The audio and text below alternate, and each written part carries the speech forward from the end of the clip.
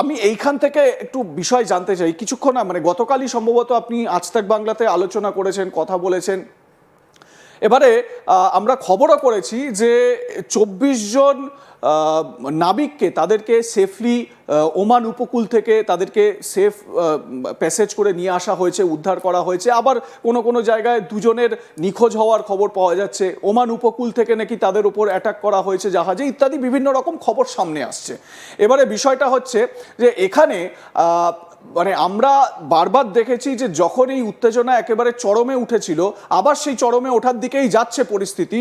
প্রথমে মানে 28শে ফেব্রুয়ারির পর ইরান সবার আগে যদি কোনো দেশকে এই স্ট্রেট অফ হরমুজের ওয়াটার ব্যবহার করতে দেয় বাণিজ্যের জন্য বা ফেরত আসার জন্য জাহাজগুলোকে, সেটা ভারত, আমরা দেখেছি। তারপর থেকেই হঠাৎ একটা ন্যারেটিভ, আমি জানি না এটা কতটা মানে বাস্তব, কতটার মধ্যে এর মধ্যে সত্যতা রয়েছে বা মিথ্যে রয়েছে, এটা আপনি ভালো বলতে পারবেন, যে ইরানের সেনাবাহিনী, ইরানের নৌবাহিনী আইআরজিসি তারা নাকি ইন্ডিয়ান শিপগুলোর ওপর অ্যাটাক করছে, হামলা চালানো হচ্ছে, ক্রু মেম্বারদেরকে নাকি অ্যাবডাক্ট করা হচ্ছে, এই ধরনের নানান রকম প্রচারণা চলছে। আপনি কি এটার একটু ফ্যাক্ট চেকিংটা করতে পারবেন? একটা ব্যবসায়িক দিক তার আগে বোঝাটা খুব প্রয়োজনীয়। হ্যাঁ, আমি আবারও বলছি, ল্যান্ড ল বুঝে যদি কেউ এয়ার ল বা মেরিন ল কে ডিসক্রাইব করতে যায় তাহলে একটু মূর্খমি হয়ে যাচ্ছে কোথাও গিয়ে। একটা আমাদের একটু মানে আইনটা বোঝাটা খুব। দেয়ার আর টু টাইপস অফ ফ্ল্যাগস। ঠিক আছে, ফ্ল্যাগস মানে আমার কথা শোনা যাচ্ছে হ্যাঁ, পরিষ্কার? আমি শুনতে পাচ্ছি। আচ্ছা, দেয়ার আর টু টাইপস অফ ফ্ল্যাগস। একটা জাহাজ যখন যায় সেখানে দু টাইপের পতাকা থাকতে পারে। একটা পতাকা হচ্ছে যেটা যদি কোনো সেটা নৌবাহিনীর জাহাজ হয় সেটা সেই দেশের পতাকা ক্যারি করে।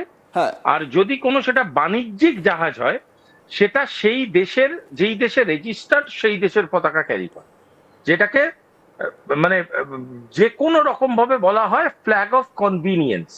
ঠিক আছে, এই ফ্ল্যাগ অফ কনভিনিয়েন্সটা কোথা থেকে জেনারেট করে? FOC, এটা একটা টেকনিক্যাল ব্যাপার। এটা কোথা থেকে জেনারেট করে? দেখবেন অনেক ভারতীয় ব্যবসায়ী আছে যারা ট্যাক্স বাঁচানোর জন্য দুবাই বা জিসিসি কান্ট্রিজে গিয়ে ইনভেস্ট করে। এটা কিন্তু একটা স্ট্র্যাটেজিক থিং, এটা এটা নাথিং ব্যাড ইন ইট করে।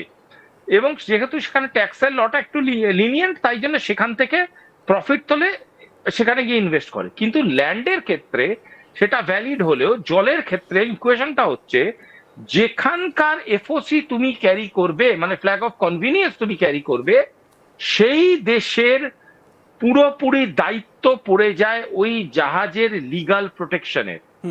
ওই জাহাজের সাথে যাবতীয় ল, এই লটা কিন্তু রিলেটেড হয়ে যায় ওই দেশের সাথে যা সম্পর্ক আছে তার বিনিময়ে।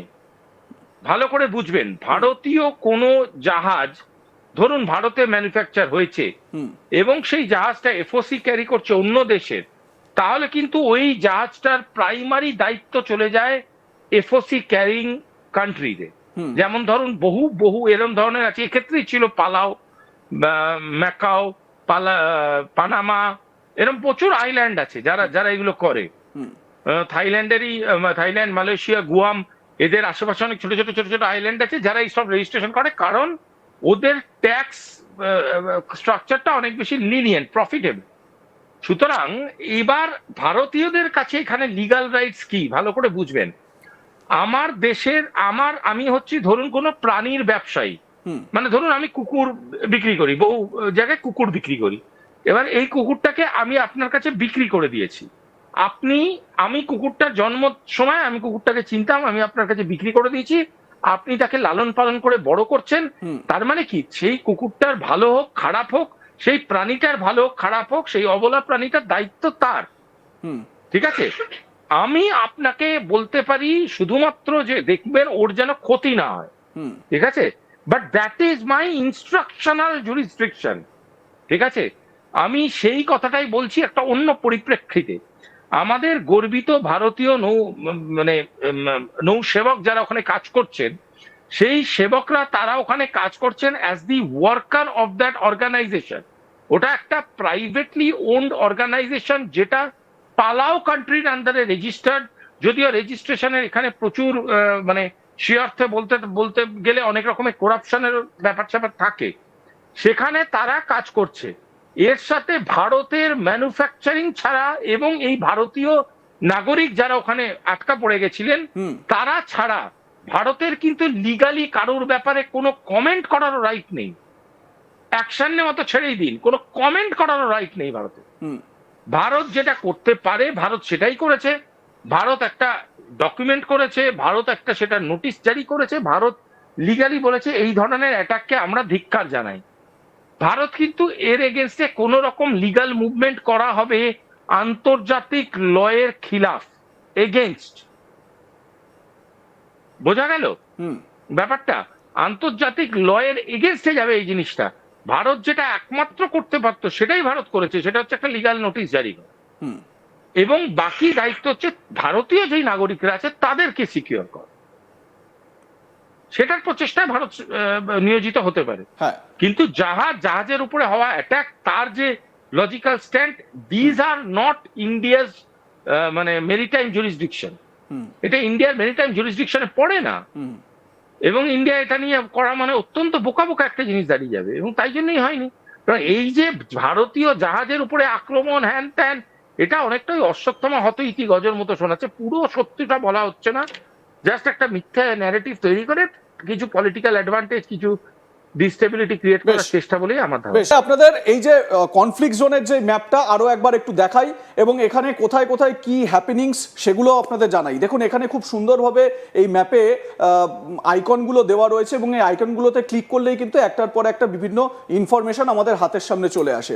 The sound of an explosion in বান্দার আব্বাস, মানে বারবার করে এই বান্দার আব্বাসটাই দেখানো হচ্ছে, কারণ এই পোর্টে অ্যাটাকের পরিকল্পনা এবং এখানেই বিশেষ করে অ্যাটাকের চেষ্টা আমেরিকান ফাইটার জেটগুলো বা মিসাইলগুলো তাক করেছে। Activation of air defences in the city of আসালুয়ায়, সাউদার্ন ইরান, মানে সাউদার্ন ইরানের এই শহরে অ্যাক্টিভেট করা হয়েছে এয়ার ডিফেন্স সিস্টেমকে। Explosions also reported in Minab, Sirik, এই দুটো জায়গায় বিশেষ করে এখানে মিসাইল অ্যাটাকের যে জায়গা থেকে এয়ার ডিফেন্সকে অ্যাক্টিভেট করা হয়েছে। আচ্ছা, এখানে আরও আমরা দেখতে পাচ্ছি বেশ কিছু আপডেট ইনফরমেশন আমরা দেখতে পাচ্ছি, সেগুলো এক এক করে একটু দেখার চেষ্টা করব। Senior American official attacks have began in Iran, মানে ইরানে অ্যাটাককে শুরু করা হয়েছে। The sound of an explosion, এটা বান্দার আব্বাসের এক্সপ্লোশনের কথা বলা হচ্ছে, এবং আরও একের পর এক দেখুন এই যে ক্লিকগুলো করছি তাতে করেই সব কিন্তু চলে আসছে। Several explosions were also heard in the port of Kergan. আচ্ছা, তারপর reports of attack in the city of Bushehr in southern Iran, মানে ইরানের বিভিন্ন জায়গায় অ্যাটাকগুলো করা হচ্ছে। এবারে এই অ্যাটাকের বিভিন্ন আপডেটগুলো আসতে শুরু করেছে,